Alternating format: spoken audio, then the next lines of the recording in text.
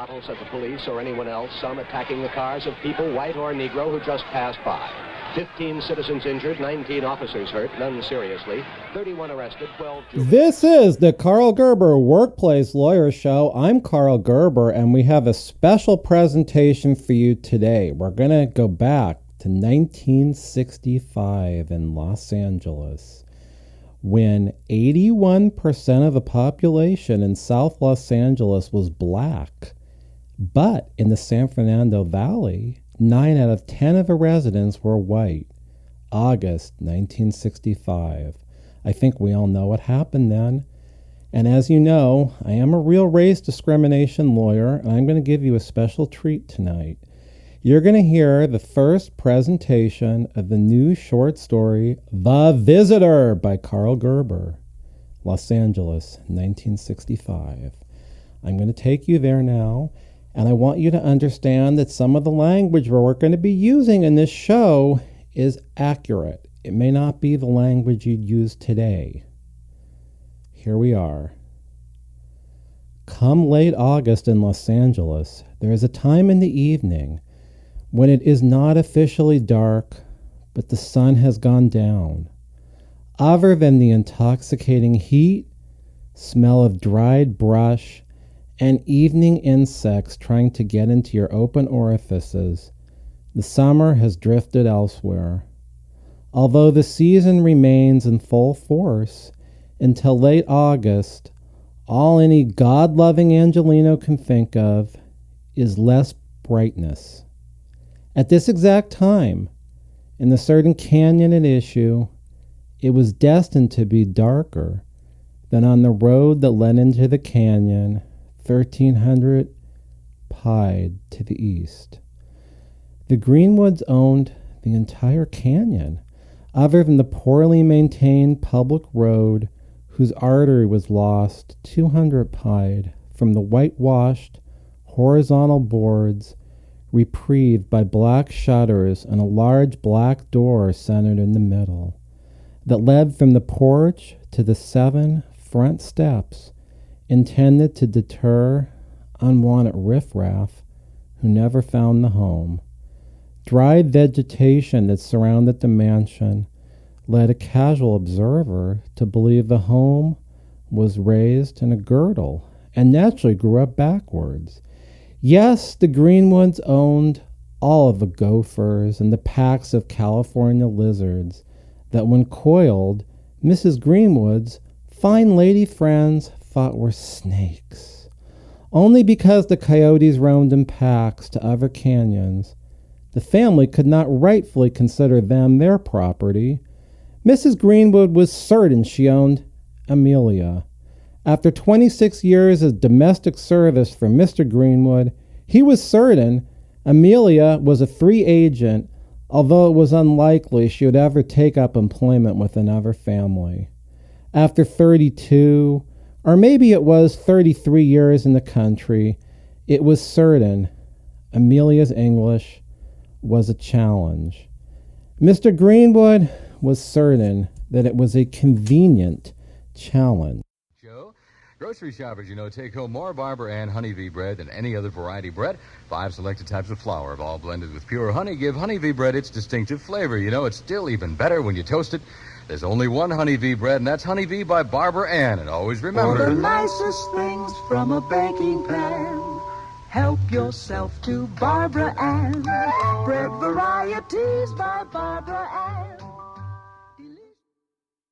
You're still listening to the Karl Gerber Workplace Lawyer Show. We're in 1965 Los Angeles. Everything you hear on this show is exactly the way it was in late August of 1965. Back to our story.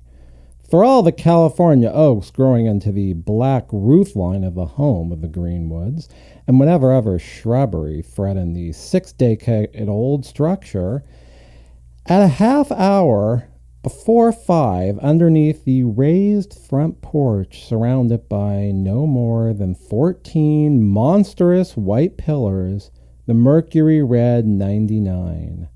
One thing the family agreed on was they needed to get out of Los Angeles for the weekend. Besides the uncontrollable temperature, the brush fires must have been burning somewhere because the air was mostly soot. 10 hours before, upon his arrival home, Mr. Greenwood waved his straw hat over the black soot that covered what had been a shiny new 1965 Cadillac Eldorado. Black was formal, and Mr. Greenwood was a courtroom lawyer. Naturally, he drove a black convertible. The fronts of the tires were white. The official reason for the convertible was because he must have come from one of the islands. Belize City isn't an island, but boats go there.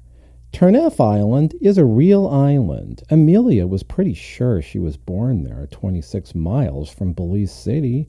The language she did speak was Spanish. Her skin was light brown, and her hair scarcely different in texture than a Negro woman. The plan was to leave at 4 p.m. At 4:30 p.m., Mr. Greenwood approached the concrete circle in front of his south-facing home. He parked in back of the Mercury Colony Park wagon, whose liftgate was not aligned with the stairs, whose only purpose was to inconvenience the family on their way up to the front door. The Park Colony was even newer than the convertible. He couldn't justify another new car as Mr. Greenwood wasn't taken care of.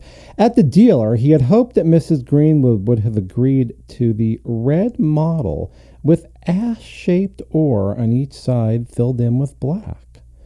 Well, she was sure she wanted a Mercury wagon, but red and ash and black was too much for her. White with maple ores filled in by dark walnut was class. Shelley called the car a fox. Somehow Shelley ended up with blonde hair. Mr. Greenwood claimed at his age it was difficult to distinguish who he was, because the sun and the years had overtaken him. His hair was more than wavy. He could have been Greek. But Greeks usually don't have ash-colored hair that looks browner earlier in the month. As to his wife, Mr. Greenwood thought he married a redhead, but as the years passed, he realized his wife was a dark brunette, a very dark brunette. Showered and in a spotless white suit at 5:30 p.m., Mr. Greenwood opened the door to the driver's seat of the Mercury. Shelley was in the back seat of Mr. Greenwood. She smiled. Her teeth were impeccable, and her golden brown braids were a heavenly unknown to Mrs. Greenwood. "Where's David?" Mr. Greenwood yelled in direction of his wife. His voice had a southern flair that must have grown with his midsection. There was no response. "Second time, where's David?" "I think he's packing." Mr. Greenwood stormed in his antebellum mansion. Rumor had it was built by a Confederate general. His forearm pushed his captain's hat into his groin. For a moment he gave the appearance of marching. Maybe it was marching, but his portliness overtook him. Or were forces outside of his control pushing into his groin? 15 minutes later, barefoot David strolled out of the house. His unruly hair was a light chestnut. He carried a 3/8 piece of plywood that contained the morass of electronic equipment. Presumably the power would come from the half-dozen number 6 dry-cell batteries, large enough to power lanterns. It kept falling off the plywood board. 2 minutes later, the sea-green carpet in the back seat vicinity of David was stained in black dirt. Mrs. Greenwood beat her husband to it. The rant was shrill and mood-altering. Since sunrise, the sky was a suicidal gray that oozed soot instead of blood.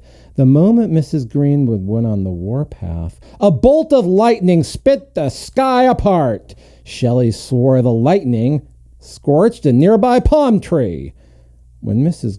Greenberg finished kvetching about the state of the carpet in her station wagon, she moved on. She told her husband a Mercury is still a Ford, and while he had premium air conditioning, the unit underneath, whatever it is you call it, in the middle of the front seat of her Mercury was second rate, clearly beneath her stature as his wife. She claimed the ramp was intended to preempt any complaints he might have about the temperature in the car. If you would come home earlier, maybe you would trim the stupid palm trees you brought in here. Mrs. Greenwood told her husband while they were still driving inside the white circle. Mr. Greenwood did import most of the palm trees. In fact, some were full-grown palms 15 years earlier when he dumped them onto the spread. This particular variety of palm grew short, stout, and threatened the antebellum structure. During one of the rainy seasons when miles of water ran down into the canyon, one of the many palms closest to the house was uprooted when the soil softened. Enough of a palm fell against the rotted plantation shutters outside the kitchen window to free the shutters. 240-pound Mr. Greenwood took a sledgehammer up on a ladder and hit the shutters. He couldn't reach by foot, just enough to make them fall to the ground. Emilia swept up the debris as she carried the rubble into all 13 tin garbage cans she had to drag to the poorly paved road every week once the practice of incinerating stopped. You are still listening to the Karl Gerber Workplace Lawyer Show. Unfortunately, we're going to have to break for a commercial. I got you, babe. This is the automobile industry's most coveted award, given annually by Car Life magazine. This is the car they awarded it to this year, the 1965 Mercury. Car Life magazine found Mercury measures up to their exacting standards better than any other automobile. Last year, the editors of Car Life found no car met their qualifications, and they gave no award. But this year, after 4 months of intensive consideration, the editors of this respected magazine saw Mercury surpass all other cars, both in precise laboratory tests and under normal driving conditions. Car Life experts said, The 1965 Mercury shows a quality of concept, design, and engineering far above the ordinary. this is Car Life's annual award. Today, for the first time, there was widespread looting and rioting in broad daylight. You'd see happy, laughing looters toting off furniture, clothing, even outboard motors. Finally, 7 hours after Police Chief William Parker asked for the National Guard, Lieutenant Governor Glenn Anderson ordered in 2,000 troops.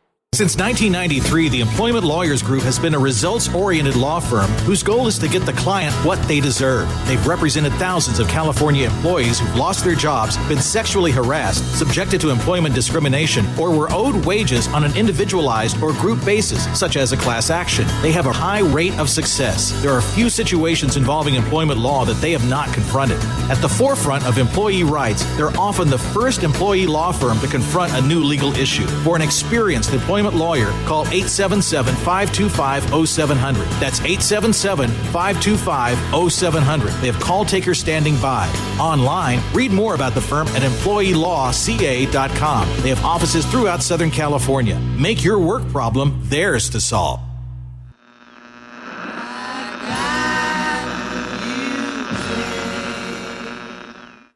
This is the Karl Gerber Workplace Lawyer Show. We're listening to a special episode called The Visitor, a new short story about race relations set in 1965, and we've been talking about the Greenwoods and their particular home, which seems to be a bit antebellum for Los Angeles. To continue on with this story, we're going to talk about the young man who came home to become a pool man. Yes, the new black shutters to him were bamboo that grew between a captive's toes. To others, palm frond. One day Shelley asked why the window trim was black when palm trees were brown. "They got black palm trees too," Mr. Greenwood said. No, they don't. That's a lawyer thing he's doing. Black palms come from South America. The wood from a black palm is exotic, beautiful. Lots of people think it's hard wood, but it is not. Oh, nobody around here has shutters that look like palm trees. Nobody around here has a plantation house, David said. A lot of their conversations went like this. They all agreed they had to get out of Los Angeles for the weekend. Emilia didn't live with them. Mrs. Greenwood refused the notion. Emilia was paid twice minimum wage for every hour she worked. None of Mr. Greenwood's friends paid their maids that way. Mrs. Greenwood asked, "Why are we paying her $2.50 an hour? Nobody gets $50 a week." "If she worked 40 hours, she earns $100. That's too much money. A lot of the time, she only works 30 hours. 10 hours a week using our phone, 10 hours a week reorganizing my closet, 10 hours a week throwing out our food. Does she even clean? Are you planning to clean the house?" Why do we need such a big house? I'd be happy in a little cottage somewhere.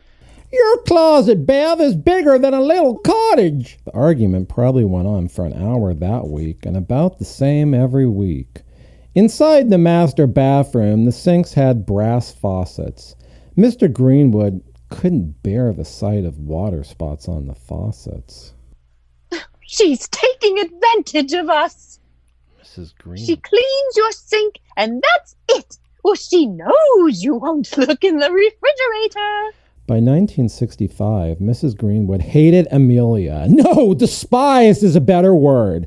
Emilia cleaned her toilets. She threw away her used sanitary pads. Mrs. Greenwood emptied a trash can right before the war ended. She met Mr. Greenwood in 1945. In 1945, Mrs. Greenwood stayed in Boyle Heights. Some of her people still lived there, but it more than seemed her family moved whenever they moved there. But they moved into the neighborhood of City Terrace. Then they moved to San Pedro, to Exposition Park, to Pico Robertson, and then back to Boyle Heights to live with her grandmother because she hated her stepfather, or she hated the fact he kept Orthodox, or maybe he was the same as them. For that matter, Hyman Greenwood was the same as them too. He said everybody deserved an attorney. Hardly any of them were lawyers, and nobody can remember when he lost a case. When he was a small boy, he lived alongside some of them in Haiti. Well, all of them, both kinds of them. This was during the time his family's textiles were sewn there and sold along the streets of Brooklyn and Boyle Heights. There was also the them who lived along Brooklyn Avenue, where the aroma of matzo brie, challah, and borscht mingled in the smell of fried burritos, beans, and tortillas. There, he was hired by a Mexican landlord to evict her grandmother from the brownstone me and man lost during the Depression. By the time the Mercury reached Laurel Canyon, there had been a good many rants, arguments, kvetches, and belittlements. To the children, the main road was their window into the world, but for Miles, a window not too different than their parents'. However, on this occasion, David was preoccupied building his circuit board. Shelley watched in awe. Mr. Greenwood alternated between news stations. Can you stop changing channels? Do you want my head to explode? Oh, this car ride is already making me nauseous. The way you are driving. Ugh. Noise came from the back seat. There was a lot of distant thumping.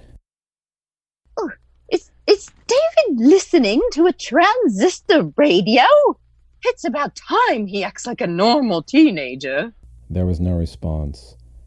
The Mercury passed the market basket behind the northwest corner of Ventura Boulevard and Laurel Canyon.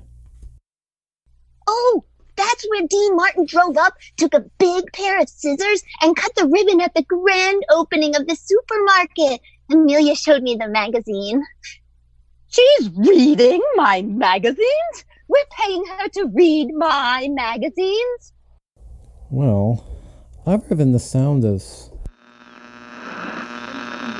The backseat was silent. Aren't you going to say something, Hyman?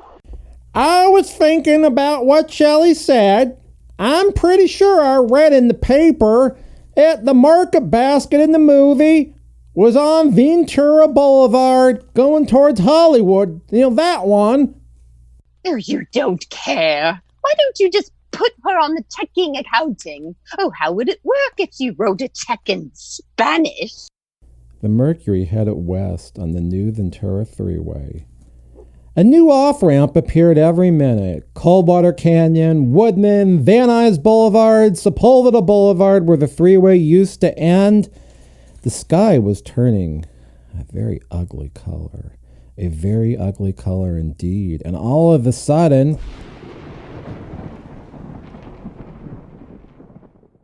Driving through Encino, Emilia's voice came from the back seat. El Mario es un desastre. Mrs. Greenwood hollered. David and Shelley laughed. Oh, her voice is in the wind. We can't get away from her for 1 minute. The sound of moving clothes hangers came from the back seat. Then it sounded like shoes were being moved and small boxes being stacked. What, did you record her? Where are the tapes? I don't see any tapes.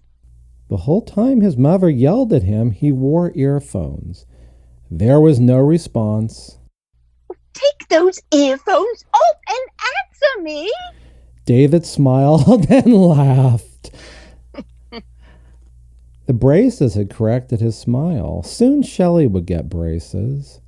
Passing into the wild country of Woodland Hills, Shelley tapped her brother on the shoulder until he took off the earphones.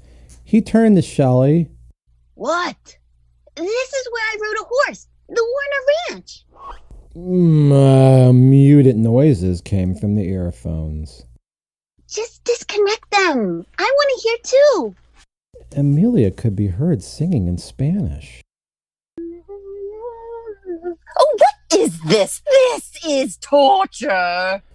The Greenwood's front gate was being buzzed. That's our gate! The gate was buzzed again and again.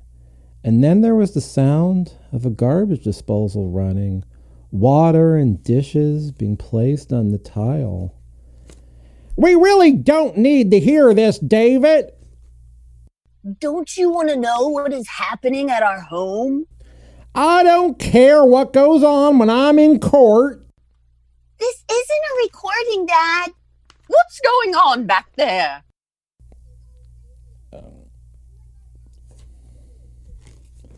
Some families would be amazed, but David did these kind of things all the time. Mr. Greenwood asked how this could all be happening on the piece of plywood in the back seat. Well, David's explanation was purposely hyper-technical. But we don't have a radio transmitter at our house, David. The gate buzzed another 3 times. Oh, is she gonna answer that? Pull over, Hyman. We have to turn that off. Well, there was a whole lot of nothing on the freeway in Augora Hills. Mr. Greenwood prepared to pull off the paved road and onto the dirt on the other side. Oh, no. If you go down there, it will break the axle. You wouldn't do that if it were your car. With its high beam shining, on the rain fell. The station wagon meandered around the curves of the country road off the freeway. Where are you going? There could be axe murderers out here. I wish they all could be California. I wish they all could be California.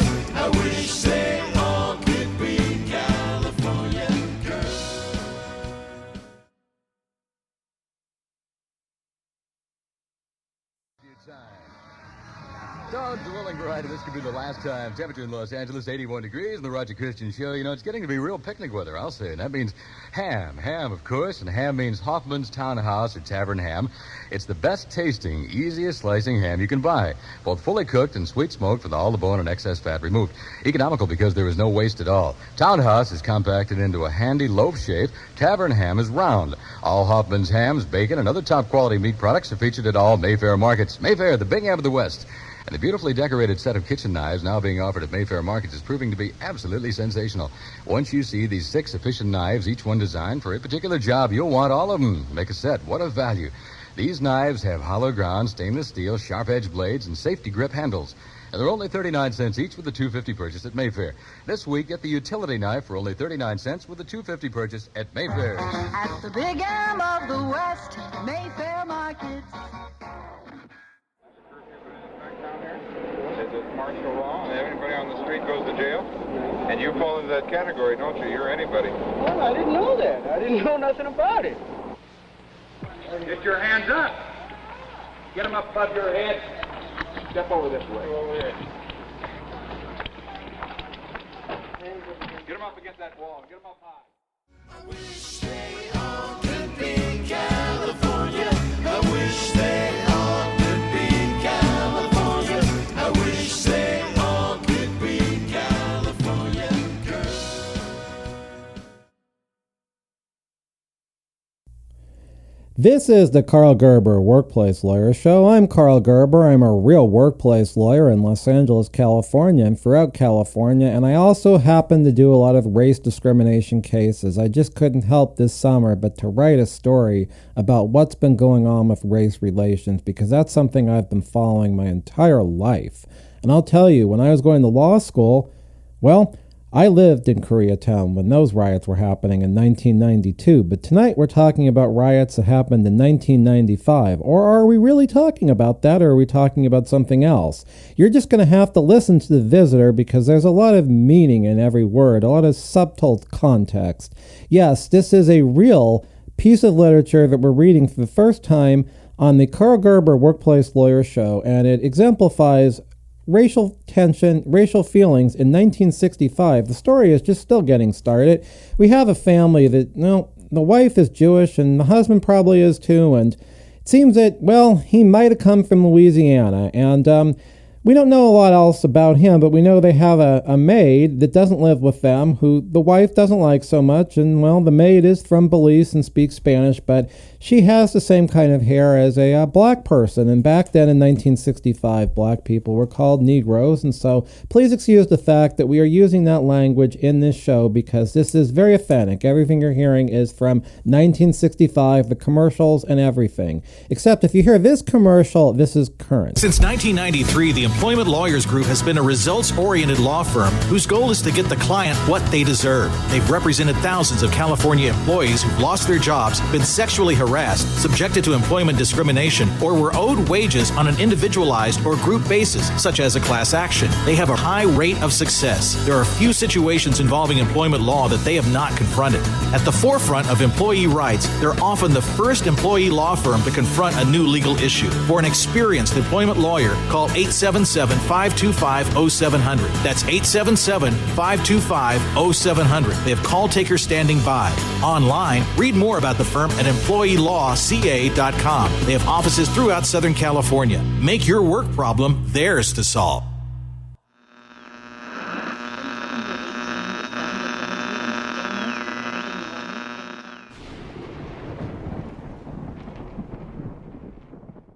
The Greenwood station wagon pulled into a lonely gas station in Augora, where ranchers filled their trucks in the morning, but there didn't appear to be any sign of life that evening.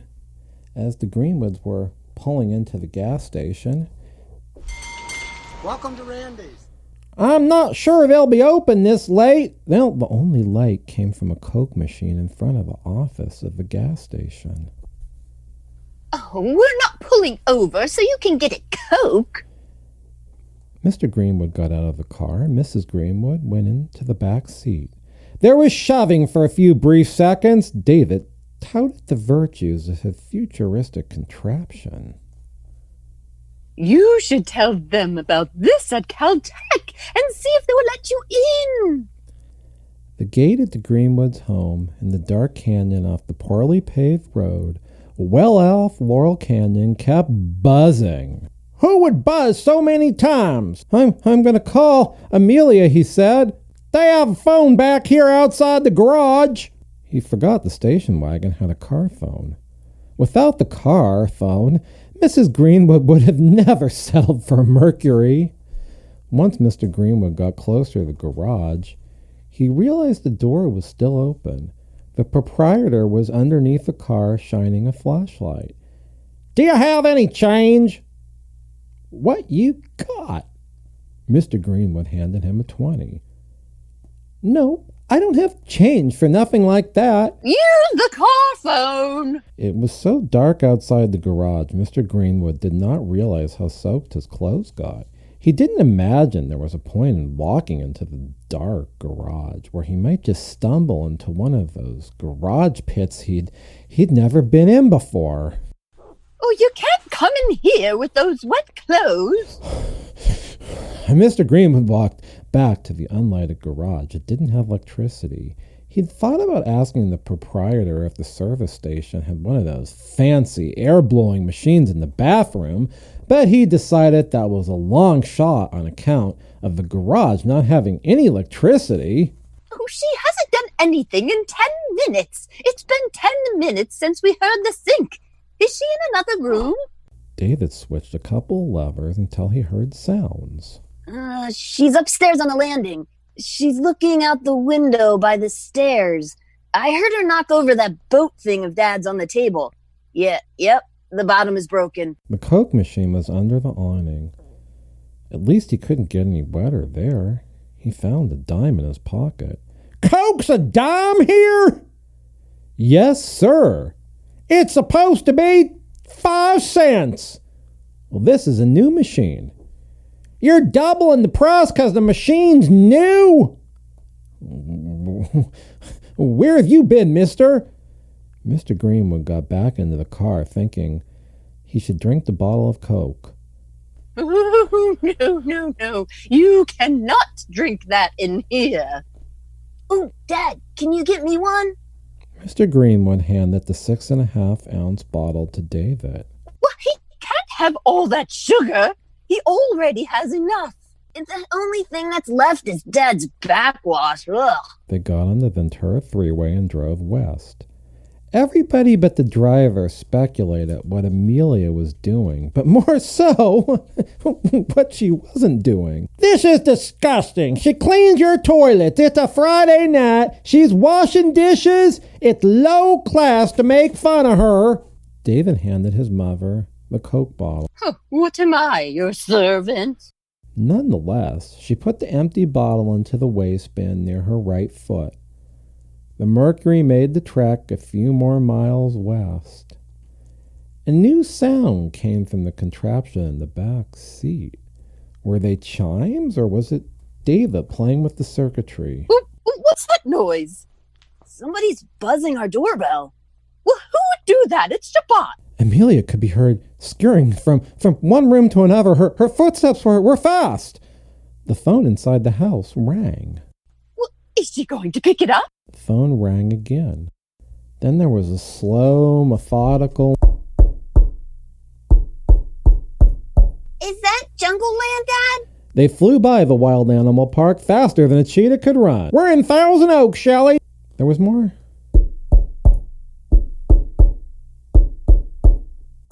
Is she gonna answer the door? When knocking stopped, the chimes rang. And then again and again. Next, the phone rang inside the house. Where's Emilia? Where's Emilia? Where is she? Well, this is getting really annoying. This is what happens when you eavesdrop. Mrs. Greenwood jerked in her seat. It sounded like somebody was pouncing on the front door of the home she ran in the canyon. Luckily, there was a transmitter by every phone extension. The sound of Emilia carefully dialing one digit at a time came through David's contraption in the back seat.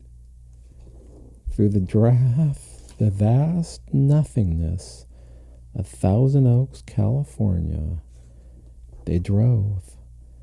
Yes, and then they heard a raindrop here, a raindrop there, as they gone through the Conejo Valley until the white phone in the Mercury rang.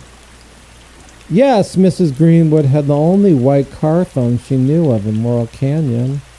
She told the salesman black was too dominant, masculine.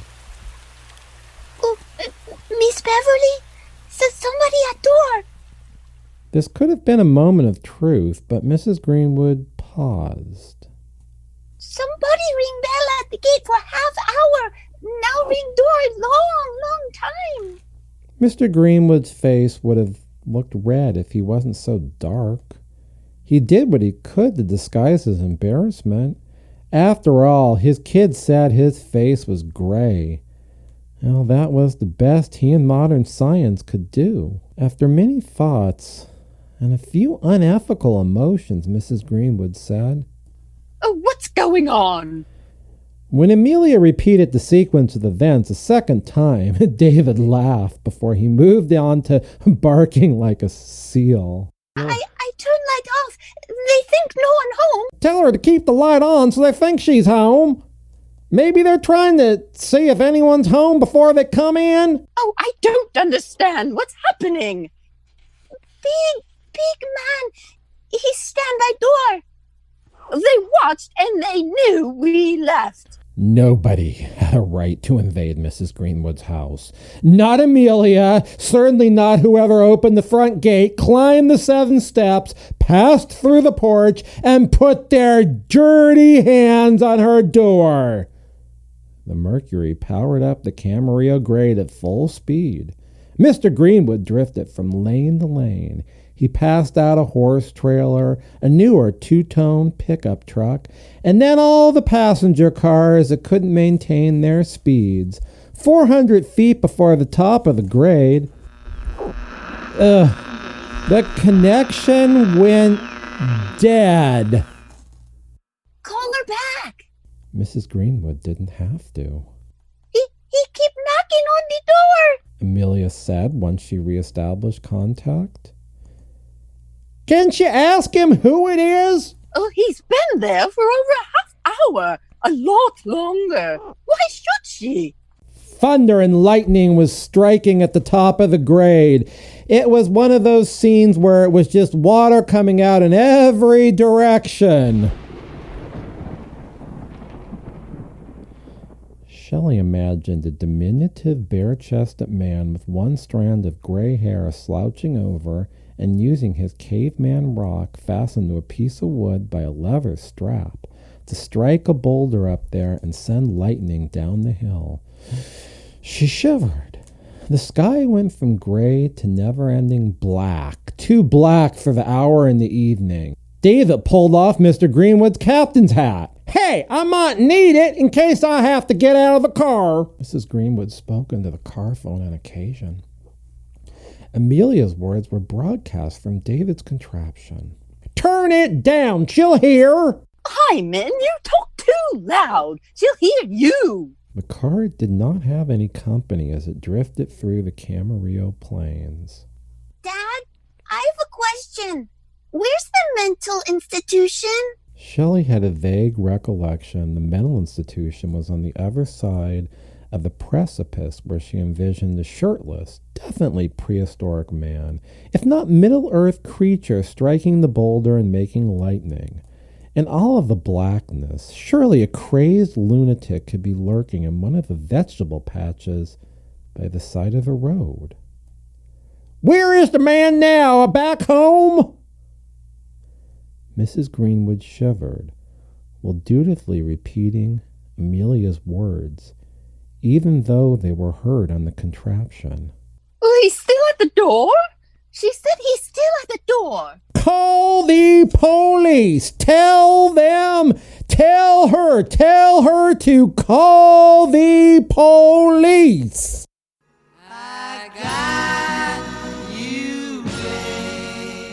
This is the Karl Gerber Workplace Lawyer Show. You have been listening to The Visitor, which is a new piece of fiction set in 1965.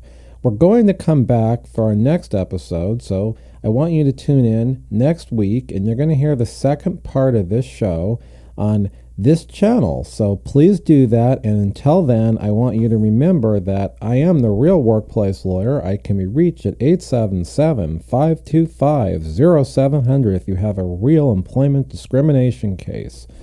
877-525-0700, whether your case is about race or discrimination, harassment, national origin discrimination, ancestry harassment.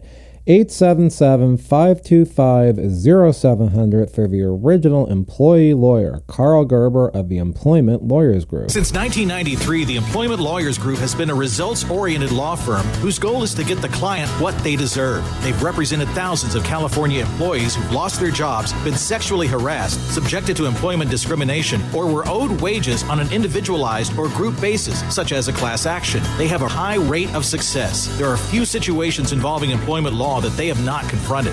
At the forefront of employee rights, they're often the first employee law firm to confront a new legal issue. For an experienced employment lawyer, call 877-525-0700. That's 877-525-0700. They have call takers standing by. Online, read more about the firm at employeelawca.com. They have offices throughout Southern California. Make your work problem theirs to solve.